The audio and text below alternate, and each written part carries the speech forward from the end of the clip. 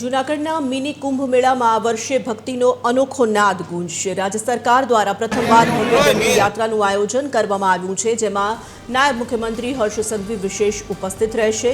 આવતીકાલે સાંજે ભવનાથ દ્વારથી શરૂ થનારી આ યાત્રામાં આકર્ષક લાઇટ સાઉન્ડ શો અને 6 સેલ્ફી પોઈન્ટ્સ આકર્ષણનું કેન્દ્ર બનશે। શ્રદ્ધાળુઓ માટે વિશાળ જર્મન ડોમ પણ તૈયાર કરાયો છે।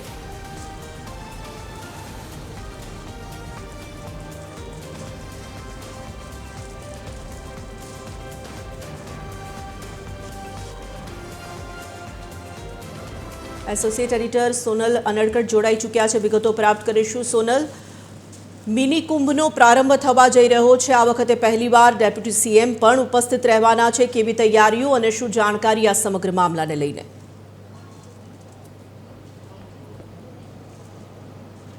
जी तुरुल जे प्रकारे जूनागढ़ खाते भवनाथनो मेळो सुप्रसिद्ध है अने मोटी संख्या में भाविकों और साथ साथ ज साधु संतो आ मेळा में जोड़ाता होय छे। तो आ वखते राज्य सरकार तरफथी मेळानुं भव्य आयोजन थाय ते माटेना सतत प्रयासों चाली रह्या छे। ते अंतर्गत खास मुख्यमंत्री और नायब मुख्यमंत्री पोते व्यक्तिगत रीते तमाम जे आयोजनों छे तेना पर देखरेख राखी रह्या छे अने पवित्र यात्राधाम विकास बोर्ड तरफथी अने साथ साथ स्थानिक वहीवटी तंत्रना उपक्रमे आ वखते मेळानुं भव्य आयोजन थाय ते माटे प्रयासों અને તૈયારીઓ આદરી દેવામાં આવ્યા છે। અને મહત્વનું છે કે આ વખતે મેળામાં આકર્ષણનું કેન્દ્ર એ છે કે સૌ પ્રથમ વખત ભવનાથના મેળામાં ડમરૂ યાત્રાનું આયોજન કરવામાં આવ્યું છે। આવતીકાલે 11 તારીખથી જ્યારે આ મેળાનો ભવ્ય પ્રારંભ થવા જઈ રહ્યો છે ત્યારે પ્રારંભ પૂર્વે જે ડમરૂ યાત્રા છે તે સાંજે 7 વાગ્યે ભવનાથ પ્રવેશ દ્વારથી શરૂ થશે અને ભવનાથ મંદિર સુધી પહોંચશે।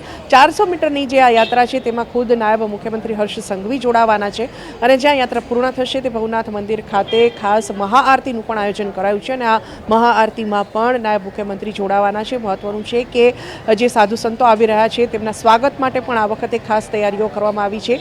તમામ સર્વ સમાજની જે દીકરીઓ છે તેઓ કળશ સાથે સાધુઓનું સ્વાગત કરશે અને સાથે સાથે જ રવેડી જે દર વર્ષે જે આ કુંભ મેળા જે આ મેળો છે ભવનાથનો મેળો તેનું આકર્ષણ રહ્યું છે। તો એ રવેડી દરમિયાન જે રૂટ છે રવેડીનો તે રૂટ પર જે લાઇટિંગ છે તે કરવામાં આવશે, રોશનીથી સજાવટ કરવામાં આવશે।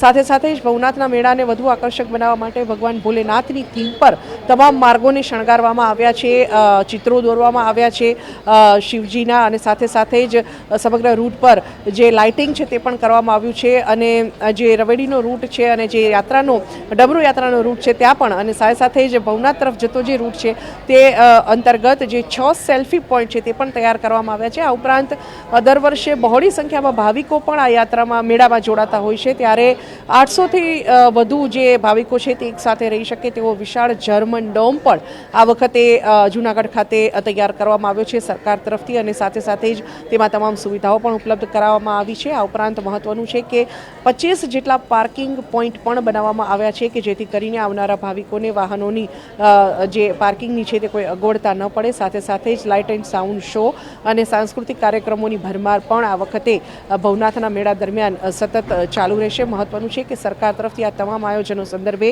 અગાઉથી તૈયારીઓ શરૂ કરી દેવામાં આવી હતી અને હવે આવતીકાલે જ્યારે આ મેળાનો પ્રારંભ થવા જઈ રહ્યો છે ત્યારે જે ડમરૂ યાત્રા છે તેના પ્રારંભ સાથે જે આ મેળો છે તેનો ભવ્ય ધાર્મિક વાતાવરણમાં પ્રારંભ કરવામાં આવશે જેમાં ખુદ નાયબ મુખ્યમંત્રી હર્ષ સંઘવી જોડાશે।